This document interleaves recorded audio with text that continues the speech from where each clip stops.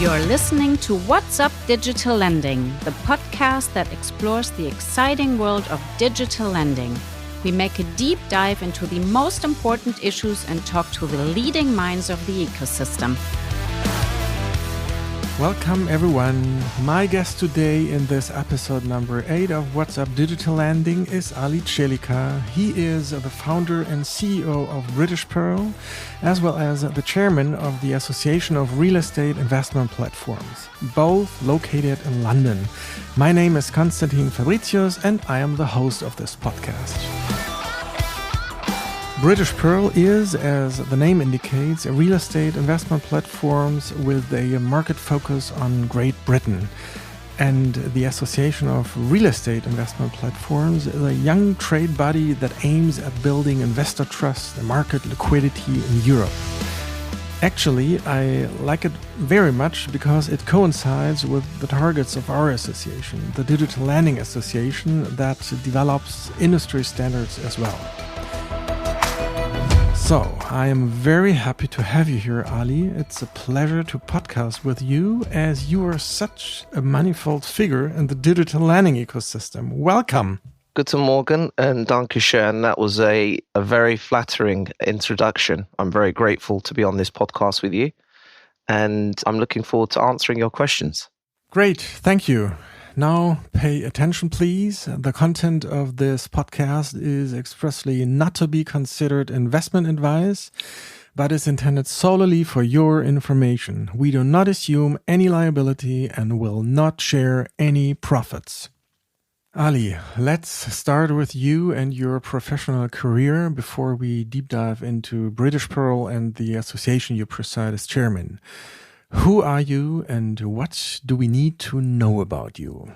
Oh, that's a very interesting question. Who am I?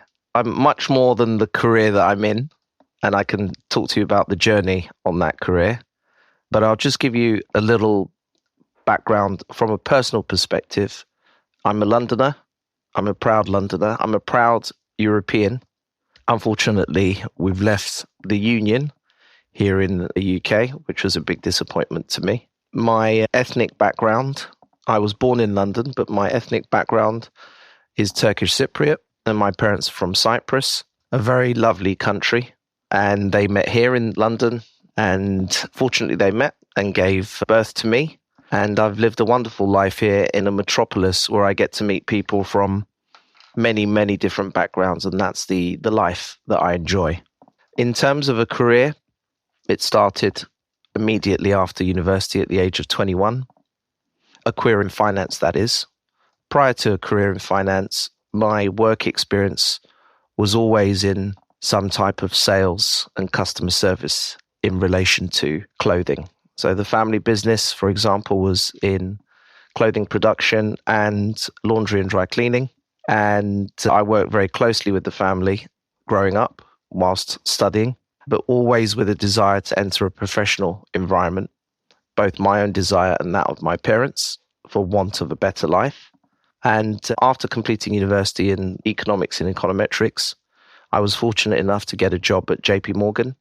And that job started in the what we call middle office, risk management operations, and was an extremely exciting time for me. I can remember walking onto the JP Morgan trading floor at Embankment in London. It was like a huge rugby pitch full of rows and rows of computers and people sitting at these, at that point, very large computers. Some of them sitting quietly, diligently doing their work, some of them standing up and verbally trading with each other and on the phones. And that journey started around 1999, approximately. And it was very, very exciting to be part of this global business in a global city with people from everywhere. And banking was even more global. When I was sitting at my desk, I'd have someone from Asia to my right, someone from Europe to my, so the continent, Belgium, I think the chap was, if I remember rightly, to my left. And I thoroughly enjoyed that interaction with people from everywhere. But once again, like I said, a very proud Londoner. Shortly after JP Morgan, I moved into bond sales at BNP Paribas. So from an American bank to a French bank, that was very exciting. Very different culture as well. I have to say, the canteen at BNP Paribas was much better than the canteen at JP Morgan. So I don't know what that says about French focus on food, but it was wonderful. There I really grew into, so I was in a sales role, in a bond sales role. And so from being a supporting staff member in risk management and operations, I then moved into what we call P&L producing role, and then got to really meet lots of different counterparts across Europe, which meant I'd fly in to places like Paris, Switzerland. We'd fly into Amsterdam. I had clients in most European countries, and that really opened up my horizons as a young, early 20-year-old into what was a global business. And really at that point, I always had imagined growing a global business myself as well. It was always a dream. From BNP Paribas, I moved on to a Japanese bank, to Mitsubishi. So far away from Europe in terms of where it was headquartered. And again, extremely different culture at the bank. Lots of Japanese people, as you'd imagine, in senior management, but also a very large European mix of individuals there. That role meant that I spent a short while in Japan, an extremely interesting culture, probably some of the best food I've ever eaten in the world. Everything is neat and tidy wherever you walk. I don't eat McDonald's in Europe, but I'd eat McDonald's in Japan. I mean, they put thought into absolutely everything that they do. And again, the job that I was in, I felt made my life much, much richer in terms of understanding other cultures and really appreciating those cultures and interacting with them through the business I do on a daily basis. So that was really my journey through banking, the major part of the journey. After that, my final role in capital markets, in bond markets, was an American hedge fund that had a UK office. They were Connecticut based. And over these years, obviously, or one would hope, my position within the companies was becoming more and more senior. So at the American hedge fund, I was part of the treasury team, specifically responsible for the fixed income aspect of the asset and liability management department. And between Mitsubishi and the American hedge fund called Paloma, I went through the credit crisis of 2008 to 2009/2010. And that was a very interesting time. Lots of wonderful things going on there. Lots of learnings, rather. Obviously, it was difficult for the markets, difficult for businesses and consumers. The credit crisis wasn't positive from that front. But from an education front, from somebody who'd started in the late 90s, then moving into the 2000s, going through periods of stability and then instability, it was a very steep learning curve for me as a young banker. And what I'd realized that latter part, I was then about 12, 13 years into banking and still being in my early 30s and being an avid user of technology, experiencing going from analog phones to digital phones. We're around the period of when the smartphone was really taking off and apps were taking off and cloud hosted services were taking off. And going from a world, like I said, that was analog to a world that was digital, you could see very quickly that the environment to encourage new entrants existed. And what I mean by that is the cost of creating or founding a financial services business dropped dramatically because you had all these cloud services and which made things more affordable in terms of infrastructure.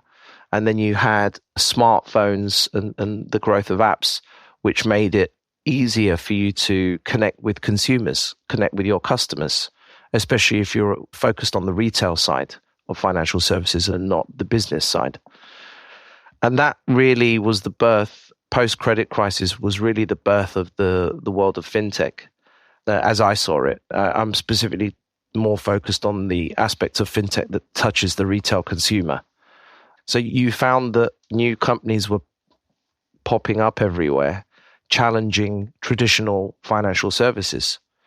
And since then, we've had the success of a number of challenger banks and payment companies, such as TransferWise or Revolut. They're very successful in the UK. I don't know how successful they are in continental Europe. And then challenger banks such as we have Monzo Bank and Starling Bank in the UK. Why are these companies successful? Because they've understood what consumers want. They offer a better user experience and they use technology to do that. I jumped a little bit forward, maybe describing the growth of the fintech market. What did it mean for me?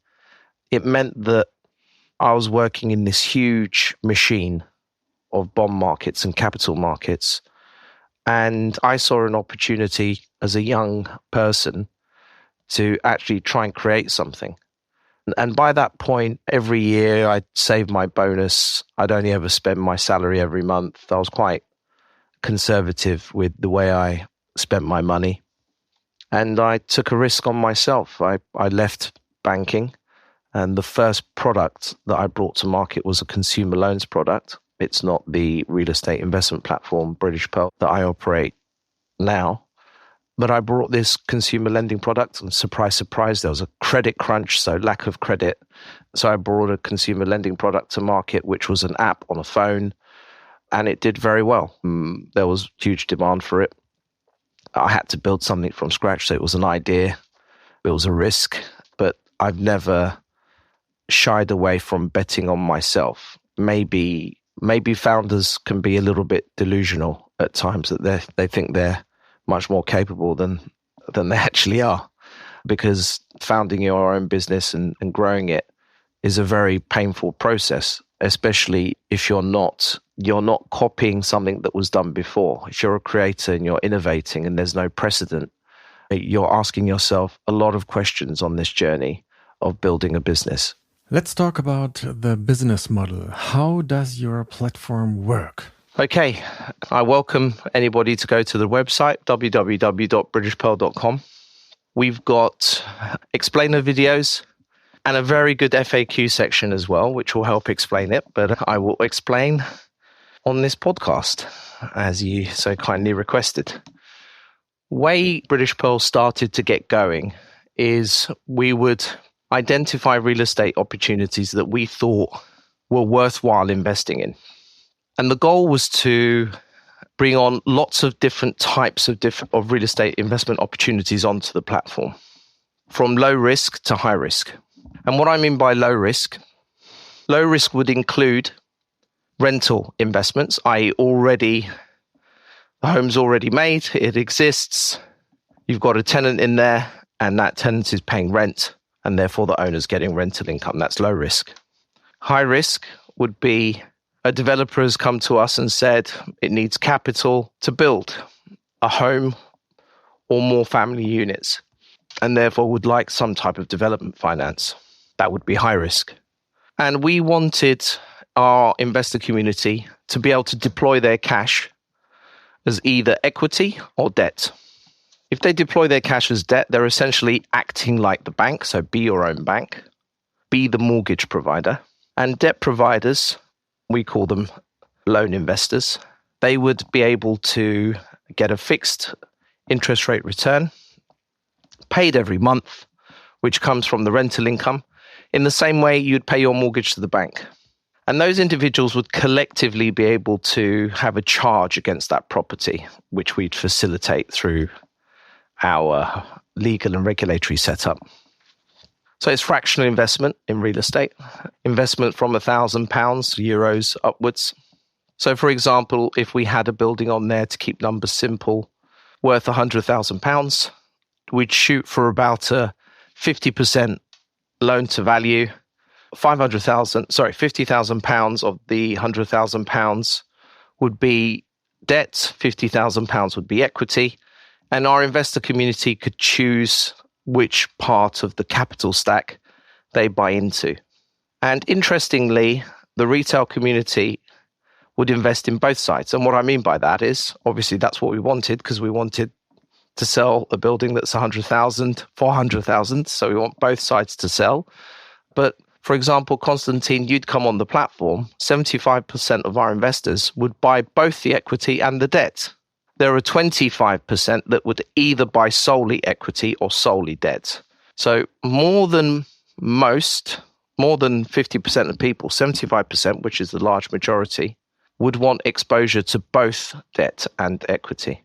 And I suppose, I haven't interviewed anybody about this specifically myself, but the logic there, I suppose, is I want to know that some of my investment is secure and is bringing fixed interest returns, and that the other part of my investment, the equity purchase, where I'm essentially the owner of the real estate, be it on a collective basis, collective ownership, through the British Pearl legal setup, I can also benefit from potential increases in capital value over time. And in addition to that, you also get paid a dividend. So every month, rental income comes into the property.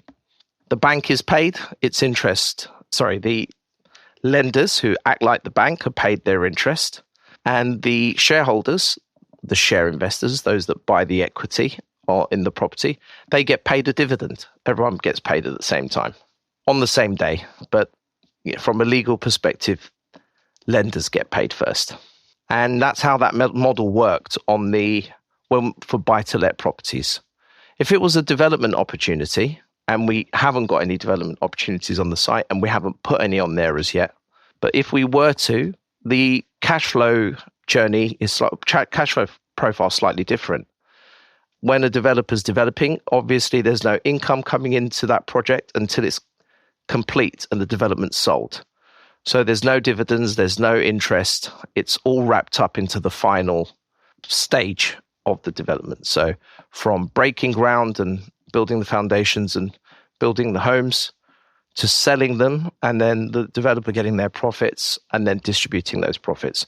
So the idea of British Pearl was always to have a platform that catered for everybody's investment needs. Are they a little bit more risky in the way they like to invest? Or do they want it to be safer?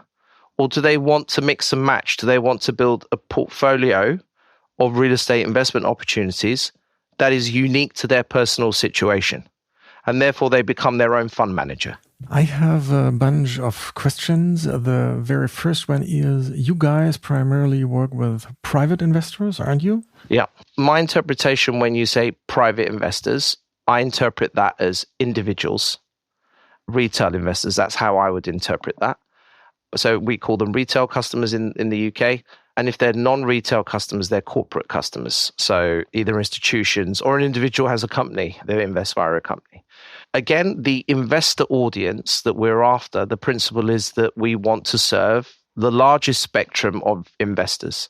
British Pearl started in the retail space. It hasn't yet got to the institutional space.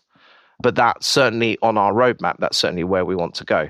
But it first started to serve retail customers. And this sort of makes sense, right? Because when we launched, it was all about democratizing every type of financial product in the market. I've heard democratizing so much that after a while it became cliche. Ali, please tell me, how do you find investable properties? Yeah, like anything, you have to build a competent team, right? Whatever you're doing, you've got to bring in people that have expertise in that area. So we built great technology, so I had to hire great tech people. If we're trying to secure good real estate, you have to have a good real estate team. And when you think about the profile of the real estate team, you need people who can acquire, who know where to go to identify the real estate investment opportunities. Then those type of people are always a little bit more, they're hustlers. They build relationships, they try and get great deals. It's like going to Turkey or Egypt to buy a carpet. You stand there with the property developer or whoever's selling the real estate and you try and get the best deal possible. Then you need your analysts. And actually, these guys sort of work together. Analysts will probably start on a macro basis. They'll say, where in the UK do we think there are opportunities? And then the analysts and the management together would say to the sourcers, when you're sourcing real estate, please concentrate on these regions because we believe this part of the UK is undervalued in real estate. And there's going to be a great increase in price because there's a new railway going through, those types of things, or a new university is being built. There's something going on infrastructurally that has meant that this particular area is undervalued and has got good future prospects for capital increase. And then your acquirer, who's a bit of a hustler, runs out there and tries to find good developments or good investment opportunities and tries to get the best price possible. Your analysts then help really start to model cash flows. And we did that on the British Pearl site. So if you go to properties and then you click in what we call the property cards, which is essentially the investment prospectus, we have a section in there called financials. And we provide quite granular detail on the economics behind each investment. So what economics matter when you're investing in real estate? First of all, you need to know what your entry costs are.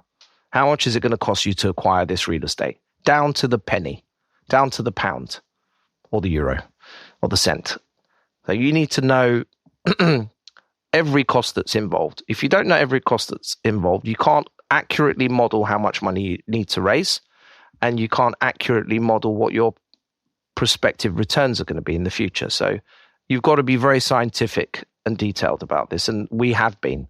So we've got in the financial section, we've got a summary of property entry costs, which cover property price, tax that you pay, legal fees, valuation fees, and then what the other costs are. So if you've got debt in the deal, how much the annual mortgage will be, or if there's a mortgage arrangement fee, those type of things. Is there a furniture package? What's the insurance? How much capital do you want in the SPV? We'll get back to SPVs in a minute. I'll explain that structure to you as well. But every investment, we'd always have like an insurance fund, a bit more capital than is needed to buy the property. You model all of that, and this is what the analysts do. And then you model returns. And what from a buy-to-let property, your returns are going to be based on what rental income's coming in and what the ongoing costs of running that real estate is. And then your capital returns will be linked to how much it cost you, what's your leverage, what's the prospect of capital price growth. And we model all of these. And to do this, like I said earlier, you need a competent team. You need people who can acquire property. You need people who can manage the property if it's a buy-to-let opportunity, so it continues to perform. And then you need your analysts to help with all the financials. And these three people really work together to get the best deal possible for investors and ensure that the investments perform over time. So thank you very much, Ali, for your information on British Pearl. Very interesting. And now, please, let's shed the light on the next topic. Let's talk about the Association of Real Estate and Investment Platforms, where you are the chairman. Its slogan calls a trade association of real estate investment platforms established to accelerate investment in digital real estate securities. Wow.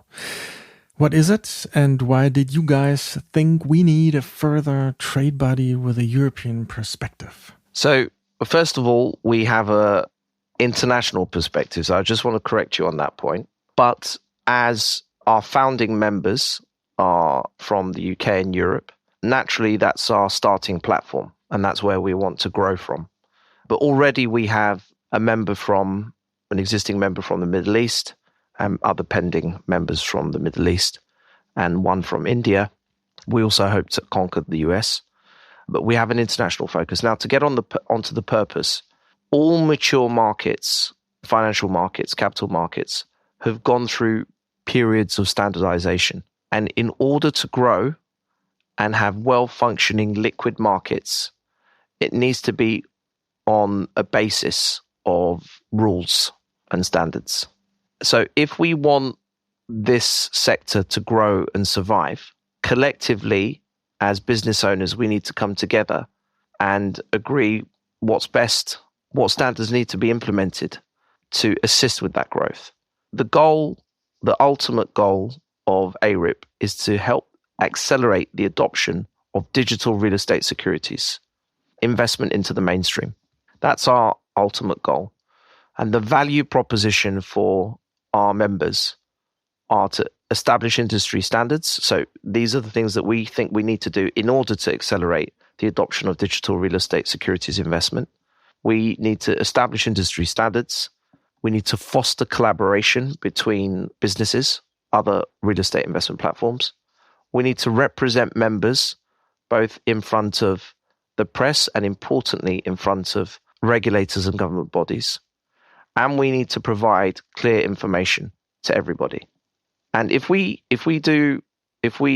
achieve those goals, standards, collaboration, representation, information, if we achieve those goals for our members, we will be fostering the best environment to help with the acceleration of digital real estate securities, which on the surface of it sounds just like something anyone in financial markets would say, but actually is super, super important from a personal level. And I'll expand on what I mean there. Getting capital efficiently into real estate changes lives everywhere. Everything that we do in real estate is so connected with our lives and how we live and the standard of living, that how do these things happen? How do infrastructure projects happen in countries? How are communities built? They're all built by people putting their capital to work to create real things.